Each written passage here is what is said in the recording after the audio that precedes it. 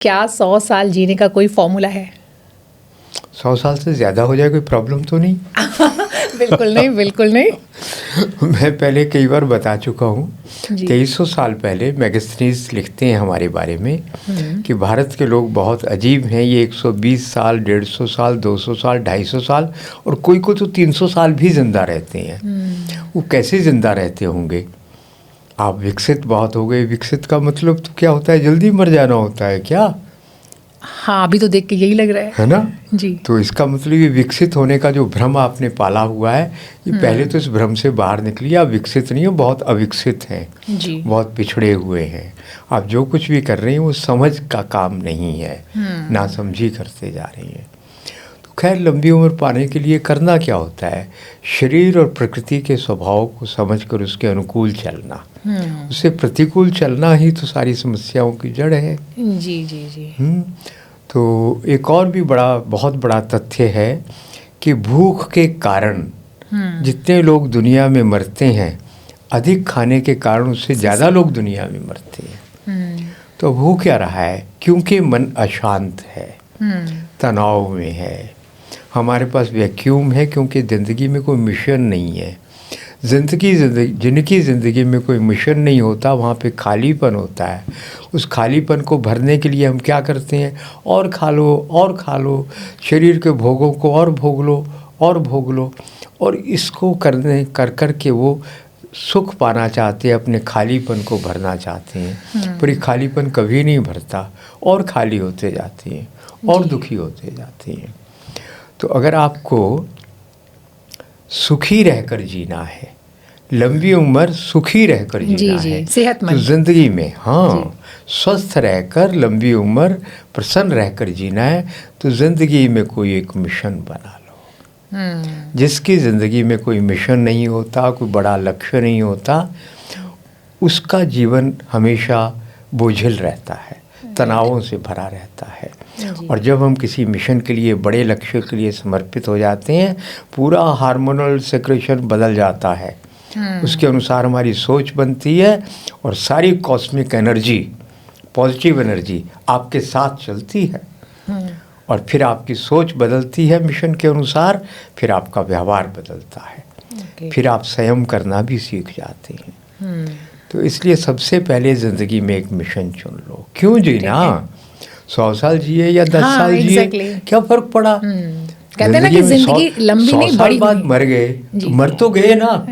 100 साल जी कर मरे तो क्या, 10 साल जी कर मरे तो क्या? एक दिन भी जी मगर तू ताज बनकर जी, अमर युग गान बनकर जी, अटल विश्वास बनकर जी। कोई ज़िंदगी है ना, कोई मिशन से भरा हुआ जीवन। पहली बात ये। फिर उसके बाद संयम के बिना लंबी उम्र पाना कैसे संभव है? खान पान में, भोगों में, हर चीज़ में संयम। अब हम क्या कर रहे हैं? हम क्या करते हैं? हम कृत्रिम सुख को ढूंढ रहे हैं, क्योंकि हमारे पास प्राकृतिक सुख नहीं है, स्वाभाविक सुख नहीं है। और स्वाभाविक सुख का मतलब अभी बताऊंगा मैं आपको।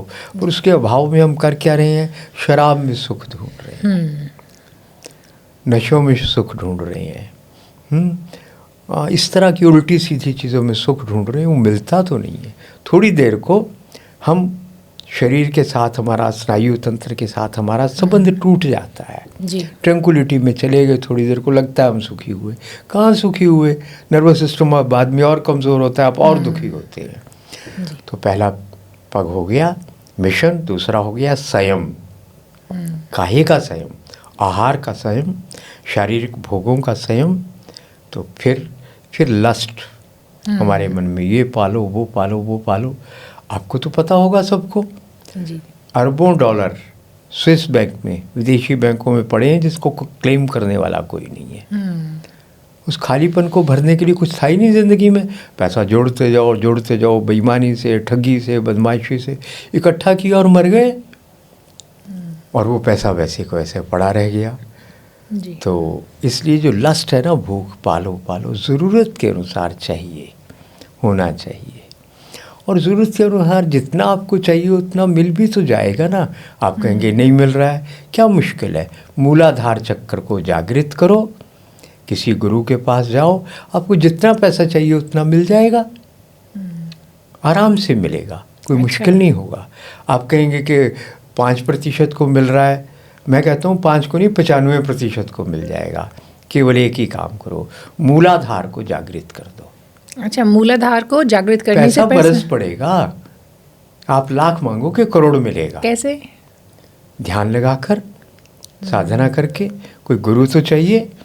आपने एक छोटा सा भी काम, ये पॉडकास्ट करना भी किसी गुरु से सीखा होगा ना। खुद भी सीखा तो सालों लगे ना सीखने में। जो भी करना है उसके लिए एक कला है, वो उसको सीखना तो पड़ता है। एक अच्छा सदगुरु ढूंढ लो, ढूंढ कर एक चक्र को जागृत कर लो, मिल जाएगा जी। तो पैसा तो पर्याप्त आ जाएगा आपके पास। मैं सच बताऊं, मैं ये प्रयोग कर रहा हूँ। अच्छा। पैसा आ रहा है और जितना मांगा है लगता है उससे ज़्यादा आ जाएगा। क्या बात। हालात बनते जा रही हैं ऐसे। यानी पहले तो हमको ऐसा लगता था कि करोड़पति भी नहीं कोई मिलता, अब अरबपति मिलते हैं ऑफर के साथ। क्या बात। तो ऐसा लगता है कि मतलब मेरी टर्म कंडीशन अभी पूरी नहीं हो रही है, मेरी टर्म कंडीशन पे काम होगा तो वो आएगा। कैसे? मूलाधार को जागृत करो, तो ये भी कोई समस्या नहीं है। तो अब आ जाती है लंबी उम्र पाने के लिए आहार कौन सा लें। नहीं सर, यहाँ पे आहार पे बात करेंगे, लेकिन उससे पहले एक छोटा सा सवाल है। हाँ। क्योंकि बातचीत के बीच में मेरे मन में भी एक लालच पैदा हो गया कि जितने व्यूअर्स हमारे हैं उनको ज़्यादा से ज़्यादा फ़ायदा हो। हाँ। तो ये तो आपने कहा कि जब आपको मूलाधार को जागृत करना है तो आपको गुरु के पास जाना होगा, लेकिन कोई और तरीका भी है? मान लीजिए हर कोई गुरु के पास नहीं जा पाते, या किसी को उस लायक गुरु नहीं मिल पाते, कहते हैं ना खोज नहीं पाते हैं, तो खुद से क्या कर सकते हैं? किस तरह का ध्यान लगाना होगा? 2-4 बातें बड़ी आसान बता देता हूँ जी। मूलाधार बहुत सेंसिटिव जगह है ना। वो वहाँ हर अंग की देवियाँ हैं। जहाँ पे मल त्याग हम करते हैं, जहाँ पे सूल पास करते हैं, उसकी भी देवी है। हर जगह की देवी है, यानी शक्ति है, हर जगह की शक्ति केंद्र है वो। तो आप अगर इस नायलॉन के फोम के ऊपर बैठेंगे तो आपका नर्वस सिस्टम तो खराब होगा। आप तो हमेशा इसी के ऊपर बैठ रहे हैं। ये है ज्ञान का अभाव। तो पहली बात तो ये सही आसनों पर बैठना शुरू करें। आप सही आसन पे बैठेंगे तो मूलाधार जागृत करने की बात उसके बाद आएगी। दूसरी बात, मूलाधार को जागृत करने के लिए आपको जो ये आप गर्म चीज़ें काढ़े ले रहे हैं ना, लौंग, दालचीनी, ऐसी गरम चीज़ें, अदरक इतना डालकर चाय, कॉफ़ी, तो फिर आपका मूलाधार जागृत नहीं हो सकता। बहुत गर्म चीज़ें सर्दी में लेना, कम मात्रा में। मैं कहता हूँ 4 लोगों के लिए 1 लौंग डालो चाय में। आप तो 1 चाय में 4 लौंग डाल देते हैं, 1 काढ़े में जी। तो ऐसी गलतियाँ हो रही हैं। बहुत गर्म चीज़ें नहीं लेनी है आपको। पेट आपका अच्छे से साफ़ होना चाहिए, ऐसा आहार लेना है जिससे पेट साफ़ हो। उसके बाद आपको कोई साधारण सा योग टीचर भी सिखा देगा। मूल बंध लगाना है। कितनी बार लगाना? 3 बार। जो गृहस्थ है उनको 3 बार लगाना, जो ब्रह्मचारी हैं वो 3 से बढ़ाकर 4, 5, 6, 7, 8, 10 भी लगा सकती है। और इसके साथ घी खाना ज़रूरी है। घी नहीं खाएंगे तो खुश्की हो जाएगी। सीमित आहार लेना, सीमित भोग करना जी। और मूल बंध लगाना। मूल बंध लगाने से आपका मूल चक्र जागृत होने लगेगा, मूलाधार, उसमें सहायता मिलेगी। और मूल बंध लगाने से आपका ये जो सीमन है, शुक्र है, वीर्य है, ये अपलिफ्ट होने लगेगा, ऊपर उठेगा। और जब ये ऊपर उठेगा तो आपकी कई शक्तियाँ जागृत हो जाएंगी। और शक्तियाँ जागृत होगी तो मनुष्य बनकर पैदा होने का मतलब समझ आएगा।